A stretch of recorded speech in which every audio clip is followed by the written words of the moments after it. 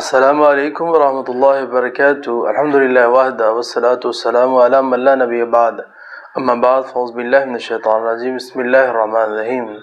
ناظرین، آج میں آپ کے سامنے ایک خواب ایسا رکھوں گا کہ اگر وہ خواب عورت دیکھے تو وہ پریشانی سے باہر نکل آئے گی۔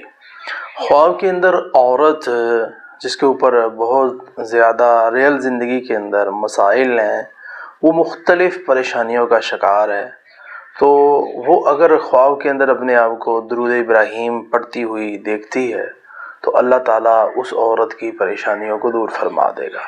ناظرین، درود ابراہیم نبی صلی اللہ علیہ وآلہ وسلم نے فرمایا، جو شخص درود ابراہیم پڑھتا ہے اللہ تعالیٰ اس کی پریشانیاں دور فرما دیتا ہے۔ نبی صلی اللہ علیہ وآلہ وسلم نے فرمایا، جو بندہ یہ چاہتا ہے کہ اللہ اس کی دعا قبول فرمائے، وہ اپنی دعا کے اندر درود ابراہیم پڑھا کرے، اور جس بندے کی دعا کے اندر درود ابراہیم نہیں ہوتا اس کی دعا لٹکی رہتی ہے، وہ آسمانوں تک یا اللہ کے ہاں نہیں جاتی جب تک اس کے اندر درود ابراہیم نہ ہو۔